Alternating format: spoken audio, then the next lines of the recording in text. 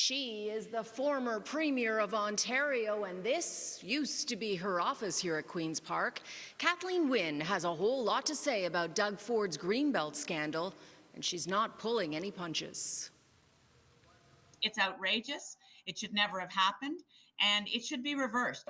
This is a difficult night. Kathleen Wynne's Liberals lost to Doug Ford in 2018 in a crushing defeat. She retired from politics 4 years later and has largely stayed quiet until now. The Auditor General's findings on how land was selected to be removed from the Greenbelt have her infuriated. The process was biased in favor of certain developers and landowners who had timely access to the Housing Minister's Chief of Staff.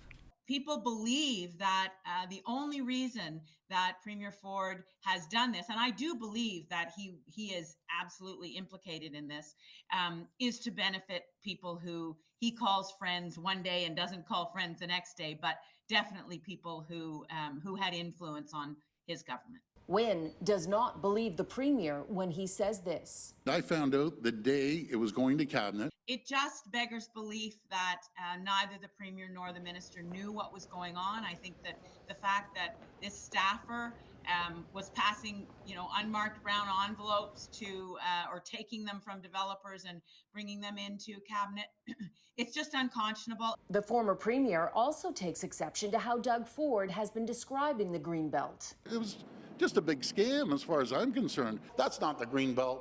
That's just a field with a bunch of weeds. It demonstrates the lack of understanding of how the environment works. And that, that may be one of the most worrying things about this, that this Premier can call the preservation of lands that preserve clean water, the source water for so much of what feeds the GTA, that he can call that a scam, that he doesn't understand that, what may look like a field of weeds may be a very important wetland that protects endangered species. As for Premier Ford's repeated accusation that the Liberals also opened up the Greenbelt, the previous government changed the Greenbelt 17 times. I'm going to repeat that number.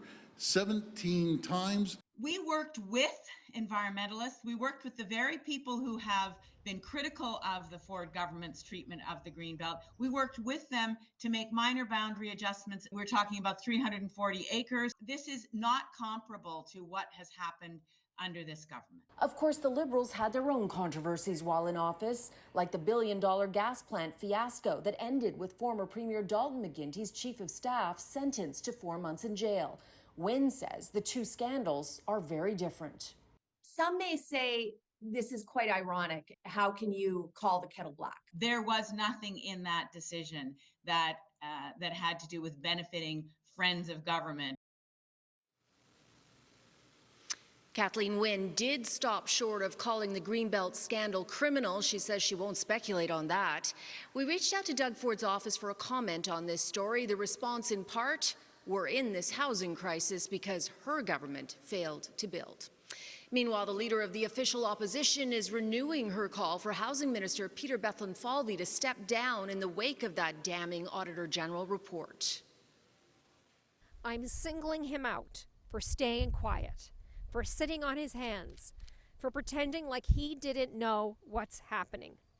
The government rigged the system.